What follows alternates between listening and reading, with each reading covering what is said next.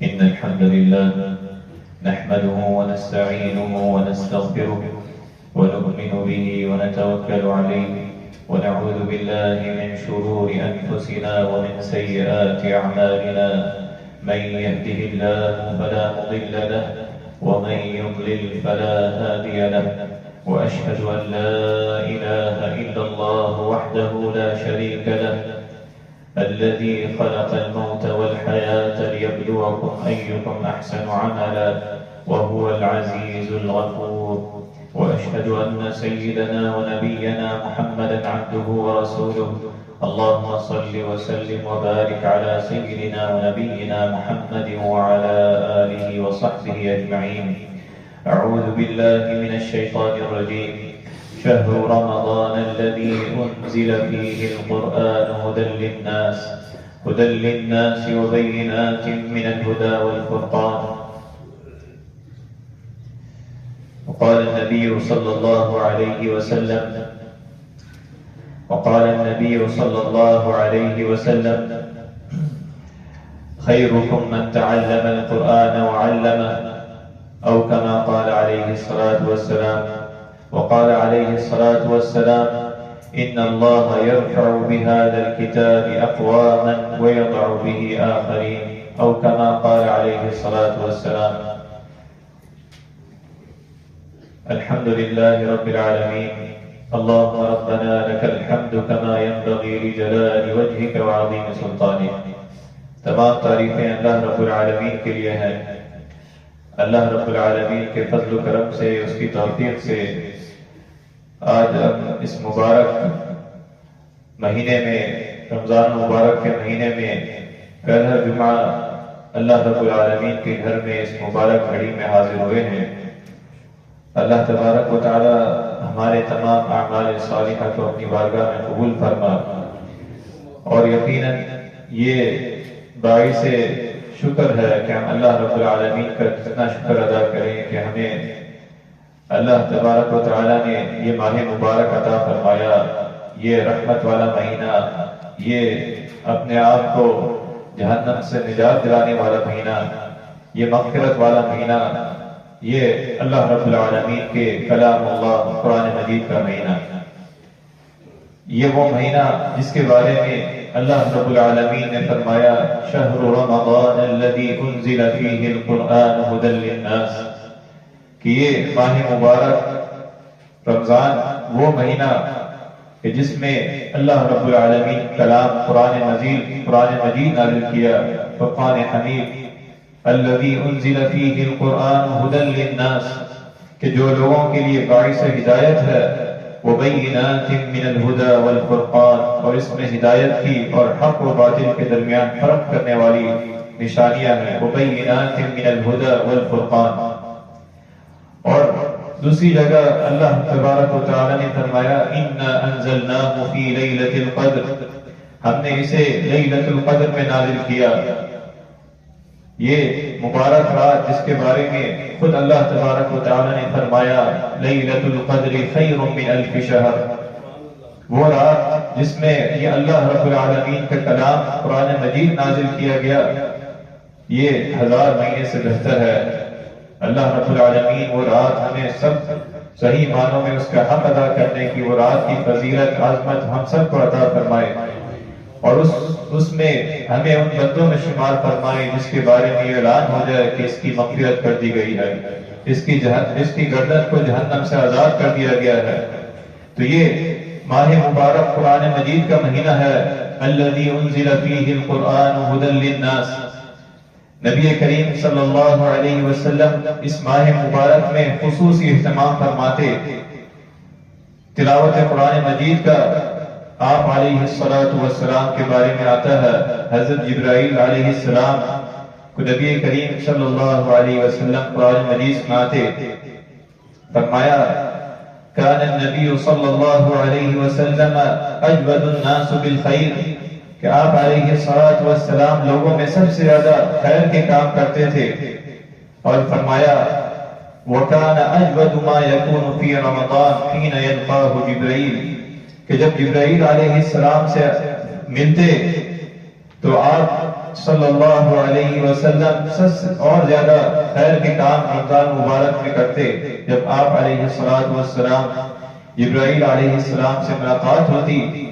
تو آپ صلی اللہ علیہ وسلم یلقاہ کل لیلۃ فی رمضان حتی ینصرف کہ دوران ملاقات نبی صلی اللہ علیہ وسلم انہیں قرآن مجید سناتے اور حضرت جبرائیل علیہ السلام ملتے تو آپ صلی اللہ علیہ وسلم تیز ہوا سے بھی زیادہ جلدی کرتے خیر کے کاموں میں سبقت لے جاتے. تو یہ نبی صلی اللہ علیہ وسلم کا اسوہ حسنہ اس ماہ مبارک کے بارے میں، رمضان مبارک کے بارے میں، جس کو اللہ رب العالمین نے قرآن کا مہینہ کہا شہر رمضان الذی انزل فیہ القرآن. اور قرآن مجید کیا ہے یہ اللہ رب تبارک و تعالی خود بیان فرما رہے ہیں اس کتاب میں، اس مبارک کتاب میں، کہ اس کی عظمت کیا ہے، اس کی بلاغت کیا ہے، اس کی فصاحت کیا ہے. یہ کلام اللہ جو ہے اس کے بارے میں فرمایا تبارک الذی نزل الفرقان علی عبده لیکون للعالمین نذیرا. یہ بابرکت کلام ہے جس نے اپنے بندے پر حق و باطل میں فرق کرنے والا اتارا. تبارک الذی نزل الفرقان، وہ اتارنے والا بھی بابرکت ہے، وہ اللہ رب العالمین ہے. الذی نزل الفرقان، حق و باطل میں فرق کرنے والا، اس نے یہ قرآن مجید اتارا. لیکون للعالمین نذیرا، تاکہ وہ تمام لوگوں کے لیے ڈرانے والا بن جائے. تو یہ اللہ رب العالمین نے اپنے اس کتاب، اس کلام اللہ، اس کے بارے میں خود فرمایا کہ یہ کیا ہے شہر رمضان الذی انزل فیہ القرآن، کہ یہ قرآن کیا ہے جو اس مہینے میں اتارا گیا. دوسری جگہ فرمایا قل لئن اجتمعت الانس والجن على ان یأتوا بمثل هذا القرآن لا یأتون بمثله. یہ وہ کلام ہے اگر پوری کائنات کے تمام مخلوقات ایک ہو جائیں، لئن اجتمعت الانس والجن على ان یأتوا بمثل هذا القرآن، کہ اگر وہ جمع ہو جائیں انس اور جن على ان یأتوا بمثل هذا القرآن، کہ وہ اس قرآن جیسا لانا چاہیں، لا یأتون بمثله، وہ اس جیسا نہیں لا سکتے. وَلَوْ كَانَ بَعْضُهُمْ لِبَعْضٍ ظَهِيرًا، اگر وہ ایک دوسرے کے مددگار بن جائیں، ایک دوسرے کے ساتھ اکٹھے ہو جائیں، تب بھی وہ اس قرآن جیسا، اس قرآن کی ایک آیت جیسی وہ آیت نہیں لا سکتے. یہ قرآن مجید ہے، یہ اللہ رب العالمین کا کلام ہے جس کے بارے میں اللہ رب العالمین نے اس مہینے کو، اس ماہ مبارک کو قرآن مجید کا مہینہ قرار دیا. یہ کلام اللہ ہے، یہ اس کی عظمت، اس کی مثال ہے جو اللہ رب العالمین نے اس کی معجزے کو قرار دیا کہ ایک آیت بھی اس جیسی کوئی نہیں لا سکتا. جن اور انس سب جمع ہو جائیں، یہ ایسا کلام ہے. فرمایا ان هذا القرآن يهدي للتي هي اقوم ويبشر المؤمنين الذين يعملون الصالحات ان لهم اجرا كبيرا. کہ یہ وہ قرآن ہے کہ جو راستہ دکھاتا ہے، جو سیدھا راستہ دکھاتا ہے، جو نیک عمل کرتے ہیں، جو ہدایت کے طلبگار ہیں. فرمایا ذالک الکتاب لا ریب فیہ ھدی للمتقین، ہدایت ہے پرہیزگاروں کے لیے، ہدایت یافتہ جو ہدایت کو پکڑنا چاہ رہے ہیں، جو ہدایت پر عمل کرنا چاہ رہے ہیں، ھدی للمتقین. تو جو اللہ رب العالمین نے اس ماہ مبارک کو قرآن مجید کا مہینہ قرار دیا، اس قرآن مجید کے بارے میں اللہ تبارک و تعالیٰ کی آیات، قرآن مجید کی آیات، اس کی فضیلت، اس کی فصاحت، اس کی بلاغت، اس کا مقام و مرتبہ خود اللہ تبارک و تعالیٰ مختلف مقامات میں بیان فرما رہے ہیں. اور آج تک اور آنے والے قیامت تک کے بارے میں اللہ رب العالمین نے اس کلام اللہ، اس کی ایک ایک آیات، ایک ایک حرف کے بارے میں فرمایا کہ ایسا معجزہ ہے اِنَّا نَحْنُ نَزَّلْنَا الذِّكْرَ وَإِنَّا لَهُ لَحَافِظُونَ، کہ اس کتاب میں، اس قرآن مجید میں، اس کلام اللہ میں اس کو ہم نے اتارا ہے. وَإِنَّا لَهُ لَحَافِظُونَ، اور ہم ہی اس کی حفاظت کرنے والے ہیں، ہم ہی اس کی حفاظت کرنے والے ہیں. اور یہ دیکھتے ہیں کہ اس کا جاندار، حقیقتاً جاندار زندہ معجزہ ہے کہ آج تک اس پہ کوئی ایک حرف، کوئی ایک آیت اس کے مقابلے میں نہیں لا سکا، کوئی بدل نہیں سکا، نہ حرف، نہ زبر، نہ زیر، نہ پیش. یہ اللہ رب العالمین کا وعدہ ہے، اِنَّا نَحْنُ نَزَّلْنَا الذِّكْرَ وَإِنَّا لَهُ لَحَافِظُونَ، کہ اللہ رب العالمین کی طرف سے یہ معجزہ، یہ کلام اللہ، یہ اس کی فصاحت ہے، یہ بلاغت ہے، اور یہ قرآن مجید جو ہے ہدایت ہے، جو اللہ تبارک و تعالی نے فرمایا هُدًى لِلنَّاسِ وَبَيِّنَاتٍ مِنَ الْهُدَى وَالْفُرْقَانِ۔ اس قرآن مجید کے اندر کیا کیا نہیں ہے، اللہ رب العالمین نے اس کے ذریعے دلوں کی امراض کی شفا رکھی۔ فرمایا یا ایھا الناس قد جاءتکم موعظۃ من ربکم وشفاء لما فی الصدور، کہ اے لوگوں تمہارے پاس تمہارے رب کی طرف سے نصیحت آئی ہے، موعظۃ من ربکم وشفاء لما فی الصدور، یہ دلوں کے امراض کی شفا ہے، وہدی ورحمۃ للمؤمنین، اور مومنوں کے لیے ہدایت ہے۔ تو یہ اللہ رب العالمین کا جو کلام ہے اس کے اندر شفا بھی ہے، اس کے اندر ہدایت بھی ہے، اس کے ذریعے آپ علیہ السلام کی اسوہ حسنہ ہے کہ جسمانی بیماریوں کے لیے بھی شفا ہے، اور آپ علیہ السلام کی اسوہ حسنہ کہ آپ صلی اللہ علیہ وسلم معوذات پڑھ کر اپنے اوپر دم کرتے، ہر طرح کے حسد سے، ہر طرح کے امراض سے، ہر طرح کے وسوسوں سے اپنے آپ کو حفاظت کرنے کے لیے یہ اللہ رب العالمین کا کلام ہے، جس کے بارے میں فرمایا شفاء موعظۃ من ربکم وشفاء للناس، یہ لوگوں کی ہدایت کا ذریعہ ہے، اور اللہ رب العالمین کے فضل و کرم سے یہ کلام اللہ، یہ قرآن مجید جو ہے وہ شفا کا ذریعہ ہے۔ اللہ رب العالمین کا یہ کلام جو ہے اس کے ذریعے شفا ملتی ہے۔ آپ علیہ السلام کے صحابہ کرام رضوان اللہ علیہم اجمعین کے بارے میں یہ واقعہ آتا ہے سورہ فاتحہ کی تفسیر میں، کہ جب آپ علیہ السلام کے صحابہ ساتھی ایک بستی میں گئے اور بستی والوں نے ان کی مہمان نوازی سے انکار کر دیا، تو وہاں کے سردار کو جب ایک موذی اور سانپ نے ڈسا، بچھو نے ڈسا، تو وہ کرتے علاج کر کے جب ان کے پاس آئے تو آپ علیہ السلام کے ساتھی صحابہ کرام رضوان اللہ علیہم اجمعین میں سے ایک نے سورہ فاتحہ کے ذریعے دم کر کے اس کا یہ علاج کیا۔ تو یہ اللہ رب العالمین نے ہمارے لیے قرآن مجید کو جو ہے شفا کا ذریعہ بنایا ہے، وَشِفَاءٌ لِمَا فِي الصُّدُورِ، روحانی جسمانی اور وسوسوں سے، ہر طرح کے خیال سے یہ اللہ رب العالمین کا کلام جو ہے وہ شفا ہے، جس کی جو آیت سورہ فاتحہ اور سورہ بقرہ کی آخری آیات کے بارے میں آتا ہے، جب یہ فرشتہ لے کر آیا تو حضرت جبرائیل علیہ السلام نے فرمایا کہ آپ صلی اللہ علیہ وسلم کو جو دو نور عطا ہوئے ہیں آپ سے پہلے کسی کو نہیں عطا ہوئے، یہ سورۃ الفاتحہ ہے اور سورۃ البقرہ کی آخری دو آیات ہیں۔ فرمایا اس کی تلاوت کر کے اس کے ذریعے آپ جو کچھ مانگنا چاہیں، جو شفا مانگنا چاہیں، اللہ رب العالمین آپ کو ضرور عطا فرمائے گا۔ یہ پورے قرآن کا یہی اللہ رب العالمین کے کلام کا یہی احوال ہے کہ جہاں سے جو آیت، جو اللہ رب العالمین کی کتاب جو پڑھی جائے، اس سے جس مقصد کے لیے اللہ رب العالمین اپنی رحمت میں ڈھانپ لیتے ہیں، اللہ رب العالمین اس کے ذریعے شفا عطا فرماتے ہیں، اور اس کے ذریعے اللہ رب العالمین ہدایت عطا فرماتے ہیں۔ اور اس کی ایک تلاوت کے بارے میں نبی کریم صلی اللہ علیہ وسلم نے فرمایا کہ ایک حرف کے بدلے جو نیکی ہے وہ اللہ رب العالمین کا کلام 10 نیکیاں ہیں۔ فرمایا الف لام میم 3 حروف ہیں، اور ہر حرف کے بارے میں اللہ رب العالمین 10 نیکیاں عطا فرمائے گا۔ تو یہ صرف اللہ تبارک و تعالیٰ کے کلام اللہ کی تلاوت کے بارے میں فرمایا کہ یہ اگر بندہ انفرادی اس کلام اللہ کی تلاوت کرے، جس کے بارے میں اللہ رب العالمین نے فرمایا انزل فیہ القرآن ھدی للناس وبینات من الھدی والفرقان، کہ یہ ہدایت کا ذریعہ ہے، یہ حق و باطل میں واضح اللہ رب العالمین کے پیغامات کو واضح کر کے دکھایا، بیان کر دیا کہ کوئی اس کی تلاوت کرے، کوئی اس میں غور و فکر کرے، اور کوئی اس کے ذریعے اپنے بیماروں کو، اپنی بیماریوں کو شفا کا ذریعہ بنائے۔ آپ علیہ السلام نے فرمایا کہ یہ قرآن مجید کی جو سورت ہے سورۃ البقرہ، اس کے بارے میں فرمایا لا تجعلوا بیوتکم مقابر، لا تجعلوا بیوتکم مقابر ان الشیطان ینفر من البیت الذی تقرأ فیہ سورۃ البقرہ، کہ تم اپنے گھروں کو قبرستان نہ بناؤ، بے شک شیطان اس گھر سے بھاگ جاتا ہے جس میں سورۃ البقرہ کی تلاوت کی جاتی ہے۔ تو یہ اللہ رب العالمین کے کلام کا یہ مقام، یہ فضیلت اور یہ ذریعہ ہے، ہمیں ہماری ہدایت کا ذریعہ ہے۔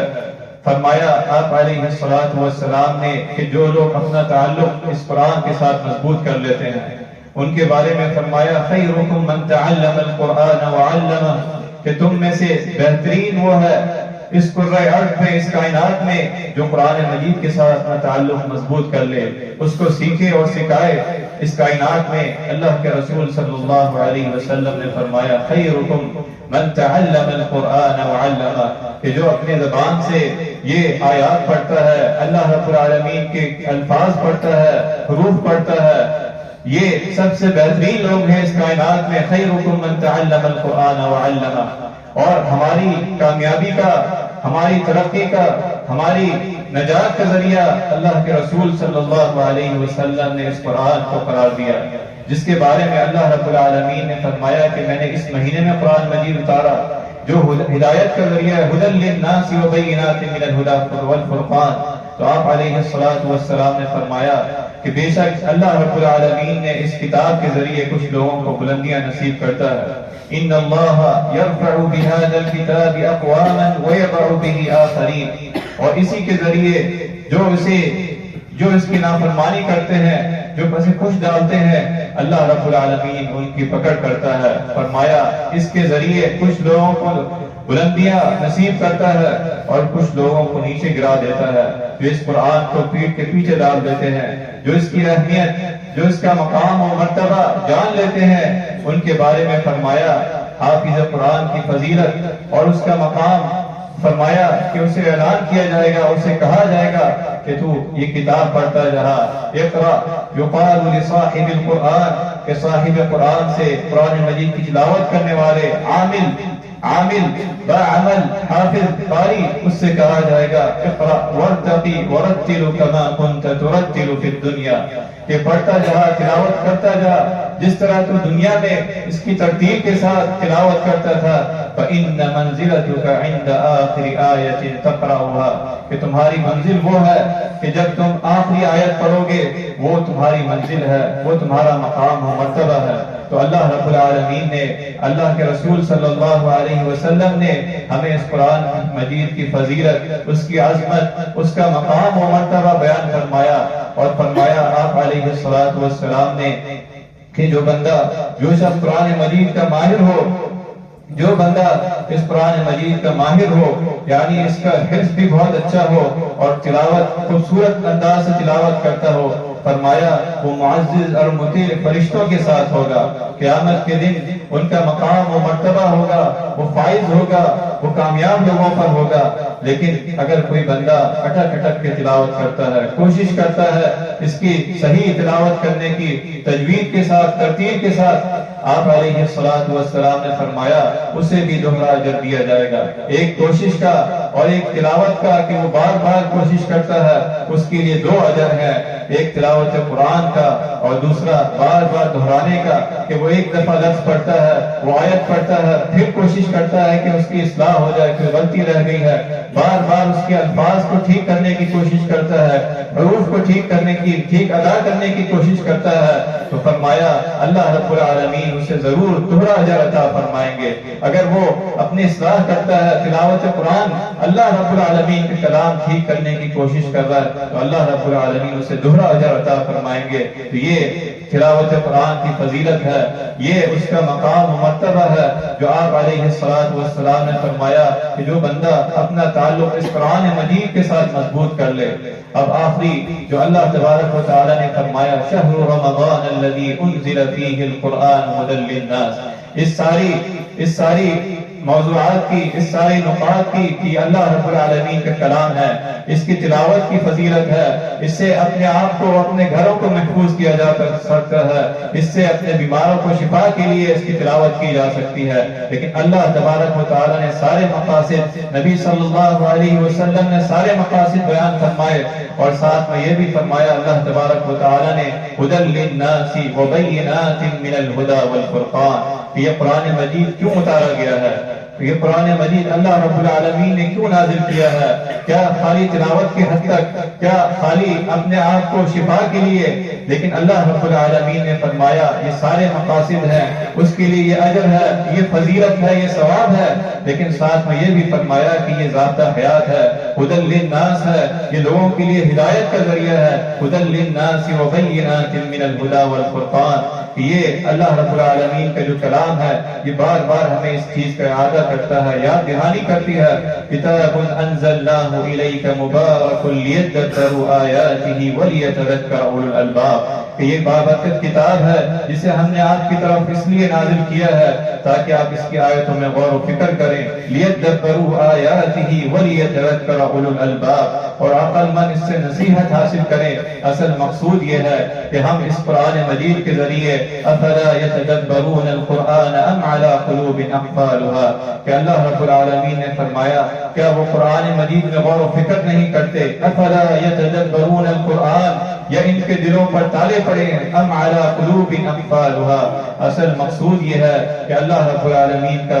یہ قرآن مجید جو نازل کیا ہے یہ اللہ تبارک و تعالیٰ کو مطلوب ہے، اس کی آیات ہمیں بتا رہی ہیں کہ کتاب انزلناہ الیک مبارک لیدبروا آیاتہ ولیتذکر اولو الالباب، کہ ہم اس کی آیات پر غور و فکر کریں، ہم اس کے الفاظ پر غور و فکر کریں، ہم اس کی صورتوں پر غور و فکر کریں، اور اس کے ذریعے اللہ تبارک و تعالیٰ کو مطلوب یہ ہے کہ ہم اپنی زندگی کو اس قرآن کے مطابق بنا لیں، ہم اپنی زندگی کو بدلیں۔ اللہ رب العالمین کا یہ کلام جس کے بارے میں فرمایا لو انزلنا هذا القرآن على جبل لرأيته خاشعا متصدعا من خشية الله، کہ اگر ہم اس قرآن کو، اس کلام اللہ کو کسی پہاڑ پر نازل کرتے تو آپ دیکھتے کہ وہ دبا جا رہا ہے اللہ کے خوف کی وجہ سے، لرأيته خاشعا متصدعا من خشية الله وتلك الامثال نضربها للناس لعلهم يتفكرون، کہ یہ اللہ رب العالمین نے جو مثالیں بیان فرمائی ہے یہ ہمارے لیے ہے کہ ہم اس قرآن کی مجید کی